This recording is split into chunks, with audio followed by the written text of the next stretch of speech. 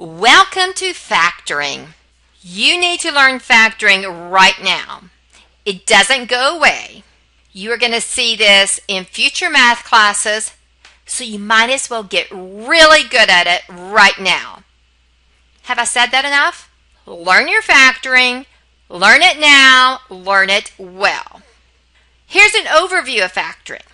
And I like you to do this in order. You ask yourself these questions every single time you see a factoring problem. The first question you always ask yourself, does it have a GCF? Does it have a common factor, something that will go into all of it? Sometimes if we have 4 terms, we will have to use grouping. Well, basically grouping is just a lot of GCFs. The next question you ask yourself, is this the difference of 2 squares? If it is the difference of 2 squares, it's obviously going to have a minus sign and 2 perfect squares. That's why they named it the difference of 2 squares. What does the answer look like? Whatever these terms are perfect squares of, in this case, x squared is perfect of x, y squared is perfect of y. It will factor into x plus y times x minus y.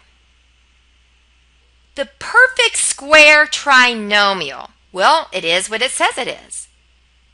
It is a trinomial, 3 terms, but when I factor it, it's going to be a binomial squared. It's perfect. 9 is perfect because it's 3 squared. 16 is perfect because it's 4 squared. Well, this is a perfect trinomial, and so when I factor this, it's going to be a binomial squared. One more situation on perfect square trinomials. I could also have a trinomial, but instead of a positive middle term, I may have a negative. I take care of that by putting that sign in my binomial. And then, of course, there's trial and error, what we call the short way. I draw my 2 parentheses, I start drawing something, and if it doesn't work, I try something else. Trial and error with grouping is still trial and error. You're trying something, see if it works, but we do it with grouping. And the last one, the sum or difference of 2 cubes, not 2 squares. Notice, difference of 2 squares, we only have the difference of 2 squares, not the sum.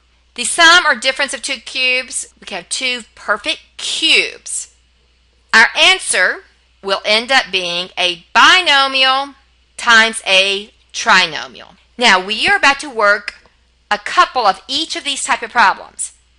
But this is a factoring review.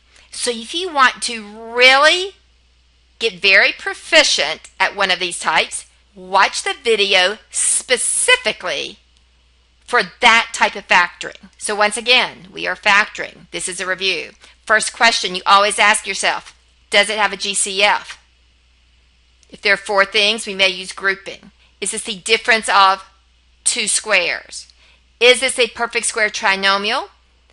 If none of those work, you start your trial and error. And of course, don't forget, you may get thrown in the sum or difference of 2 cubes every now and then. Okay, the first type of factoring is you always need to ask yourself, does it have a greatest common factor? So many students want to start factoring and doing something exciting. They don't do this step, and it makes the problem much harder, if not impossible. So the first question you should always ask yourself is, does it have a GCF? In this first problem, I look at the numbers. 4 and 20 does have a GCF of 4.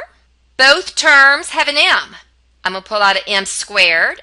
I did not pull out an m to the 3rd because m to the 3rd will not go into the second term. You want to pull out the greatest common factor, but it does have to go into each term. They both have an n. I'm going to pull out n, just n to the 1st. That is my GCF. I'm pulling it out of the parentheses, and I am working backwards to get back to where I started. 4, got it. M squared, I want m to the 3rd. So I will have an m here. I have n, I want n to the 4th. So that'll be n to the third minus 4 times 5 will give me 20. I have m squared. I want m squared. That's good. I have n. I want n. That's good. If you multiply this back together by using the distributive property, you will see that we are right back where we started. The second problem, it is a trinomial. I have 3 terms. They all have a 3 in common. They also, all 3 terms have an x. I'm only going to pull out x to the first because that is the one that will go into all 3 terms. My GCF is 3x. Pull it out. 3x times x squared will get me back to 3x to the third. 3x times 4x will get me back to 12x squared. 3x times a negative 9 will get me back to negative 27x. Okay, on to the difference of 2 squares. Okay, the directions are to factor. I should factor x squared minus 81. The first question you ask yourself, does this have a GCF? It is no. The second question, is this the difference of 2 squares? Well, it sort of looks like it. I do have a minus sign. Well, that's why it's called difference. X squared is a perfect square of x. 81 is perfect of 9. Yes, it is the difference of 2 squares. It will factor into x plus 9 times x minus 9. 4y squared minus 25, factor it. Does it have a GCF? No. Is this the difference of 2 squares? It looks like it. I see the minus sign. 4y squared is perfect of 2y. 25 is perfect of 5. That is the difference of 2 squares. It will factor into 2y plus 5 times 2y minus 5. Once again, for you to really learn this, there is a separate video devoted just to the difference of 2 squares.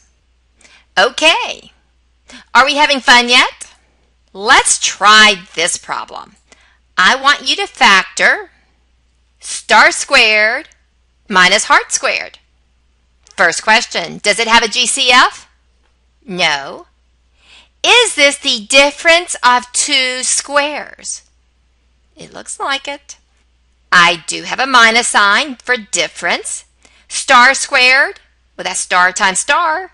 Heart squared, well, that is heart times heart. So that will factor. It is the difference of 2 squares. Tell me what it will equal. It will be star plus heart times star minus heart. Let's continue. Now let's factor x squared plus 10x plus 25. First question, does this have a GCF? No. Is this the difference of 2 squares? Hello, there are 3 things there. It's not the difference of 2 squares. Is this a perfect square trinomial? Possibly. We have 3 questions to ask ourselves to determine if it's a perfect square trinomial. Is the first term a perfect square? The first term, x squared. Well, yes, it is. Of what? Well, it's perfect of x because x times x is x squared. Is the last term a perfect square? Well, yes, it is. 25 is perfect of what? Of 5. The third and the final question is the middle term twice the product of your above answers? The product of these answers, well, x times 5 is 5x. Is the middle term twice the product? I multiplied those 2 things. I got 5x, but twice that. Some people like to say double. 2 times 5x is 10x. Well, look at there. Yes, it is. Then you can say that this is a perfect square trinomial. So how do I write my answer? X plus 5 in parentheses squared. This is a perfect square trinomial. Why? Because it factors into x plus 5 squared. I used the plus because I did want a middle term to be positive. Now let's try 2 more of these. The directions are to factor. First question. I have 9a squared minus 24a plus 16. I will ask myself, does this have a GCF? No, it doesn't. Is this the difference of 2 squares? No. There are 3 terms here. Third question, is this a perfect square trinomial? Well, you say possibly. Look at the first term. Is it perfect? Well, yes, it is. Of 3a. Look at the last term. Is it perfect? Well, yes, it is. 4 times 4 is 16. Multiply those 2 answers. 3a times 4, you get 12a. Double it, or say times 2. That would be 24a. And look at there. Exactly what I wanted. Almost. I wanted negative 24. But we can take care of that. It is a perfect square trinomial, so it will be a binomial squared. What is in that binomial? That would be 3a minus 4 squared. You can use FOIL on that and get right back to where you started. Factor x squared minus 14x plus 49. Does this have a GCF? No. Is this the difference of 2 squares? No, there are 3 things there. Is this a perfect square trinomial? Possibly. Is the first term perfect? Yes, it is. Of what? X. Is the last term perfect? Yes, it is. Of 7. X times 7 is 7x. Times 2 will give me 14x. How do I write my answer? Remember, it's a perfect square trinomial, so it will be something squared, a binomial squared. Should I write x plus 7 or x minus 7? Yes, you are right. It's x minus 7 because I wanted to get a negative 14x in the center. We are going to factor again. This trinomial is y squared plus 12y plus 27. Does this have a GCF? No. Is this the difference of 2 squares? No, there are 3 things there. Is this a perfect square trinomial? Possibly. Y squared is perfect of y and 27. Oh, whoops. That is not perfect. So guess what step we're going to learn now? Trial and error, short way. I'm using the short way because my coefficient in front of my squared term is just 1. That means I can guess a little bit here. I'm going to draw my 2 parentheses, a binomial times a binomial. To get y squared, well, that would just be y times y. Now look at the last term, 27. What are the ways I can get 27? 1 times 27. But if I add those, I get 28. I want my middle term to be 12. Let's say 2. Well, 2 won't divide evenly into 27. Let's try 3. 3 times 9. Oh, look at there. 3 times 9 is 27. 3 plus 9 is 12. Now, I wanted a positive 27. So I could have used a positive times a positive or a negative times a negative. I'm going to use 2 positives because I want my center term to be positive. And you told me to use 3 and 9. Let's try another one. Factor a squared minus 15a plus 26. I will ask myself all those factoring questions. Does it have a GCF? Is this the difference of 2 squares? Is this a perfect square trinomial? Possibly. A squared is perfect, but 26 is not perfect. Until I come to where, yes, I'm going to factor this by trial and error. I'm using the short way. The coefficient is just a 1 in front of this a squared, so I shouldn't have to work too hard. To get a squared, I know that I will need a times a. The last term I want to be 26. What are my options? 1 times 26. 2 times 13. 3 will not work for, but 2 times 13. That will give me 15. Oh, but I want negative 15. This is a positive 26. So I can multiply a positive times a positive or a negative times a negative. Well, since I want a negative 15, I will multiply a negative 2 times a negative 13. I will get positive 26 when I multiply, but when I'm adding them, I will get negative 15. My answer is a minus 2 times a minus 13. One more problem like this. Factor x squared minus 18x minus 40. That will equal. Once again, I go through all of my questions for factoring. I have decided I'm going to factor this trial and error short way. To get x squared, I know it will be x times x. Look at here. I want negative 40 when I multiply. That means when I multiply to get a negative 40, I will have to have a positive times a negative. What are my combinations for 40? 1 times 40. By the way, 1 will be positive, 1 will be negative, so I'm not going to be adding to get to 18. I will be subtracting. If I subtract 1 and 40, I get 39. Not what I want. 2 times 20 will give me 40. 3 won't work, and 4 times 10. If I subtract 2 and 20, I know you've already said it, that will be 18. If I subtract 4 and 10, that will be 6. So I do want to use 2 and 20, but one of them must be negative. I want my middle term to be negative, so I'm going to put the negative by the largest number. So positive 2 times negative 20 is negative 40, but when I add a positive 2 and a negative 20, I will get negative 18. And if you would like to do FOIL to check my work, have at it. Let's keep going. Okay, we want to factor 3x squared plus 11x plus 6. Let's start with the questions. Does it have a GCF? No. Is this the difference of 2 squares?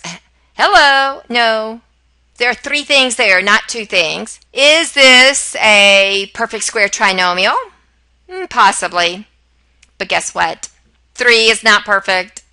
6 is not perfect. No, it's not a perfect square trinomial. Now you could still factor this trial and error short way because you don't feel like writing a whole lot. But what's going to happen is you're going to be sitting there staring in the air trying to think of combinations, and your friend sitting next to you is going to just take pencil and paper, start writing, and they will get through before you. So go ahead and learn this way. And every now and then I will admit there are some that you can try something else, and you may luck up on the answer very quickly. But this is the method for trial and error with grouping. Are you ready?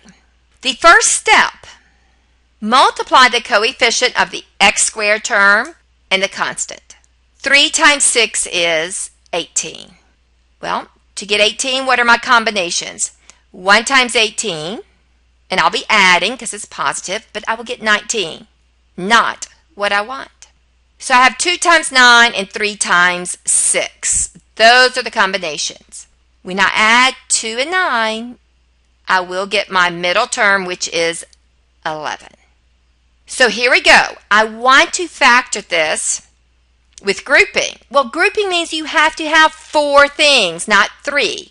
I will bring down my first term, my last term, but my middle term, I will separate it into 2 terms. Bring down your first term, which happens to be 3x squared. Instead of 11x, you told me to use 2 and 9. Now I want 11x, so I'll have to write 2x plus 9x. If 11 was with ABC, I would put 2ABC plus 9ABC and bring down your last term. That is still equal. So I brought down my first term. I changed my middle term to 2 terms, but they are equivalent, and I brought down my last term. Now we see 4 things here. When you see 4 things, you think grouping. I want to take out the GCF of the first 2 and the second 2, and then I hope that I will have a GCF one more time. What's the GCF of the first two? X. When you pull that out, you will get 3x plus 2. What's the GCF of the second two? 3. When I pull 3 out to get back to 9x, that would be 3 times 3x, and then 3 times 2 will get me back to 6. Did it match up? I have x times 3x plus 2. I have 3 times 3x plus 2. Just wondering, do they have anything in common? Yes, they do. It is 3x plus 2. And when I pull out of the first one, I get x. Out of the second one, I get plus 3. So that will be my second binomial. Once again, there is a video just on this that you can see more of these problems. And I will also wait about doing the sum or difference of two cubes. I will put that on another video because this one's getting long. Once again, I can't stress, learn your factoring, learn it well, learn it now.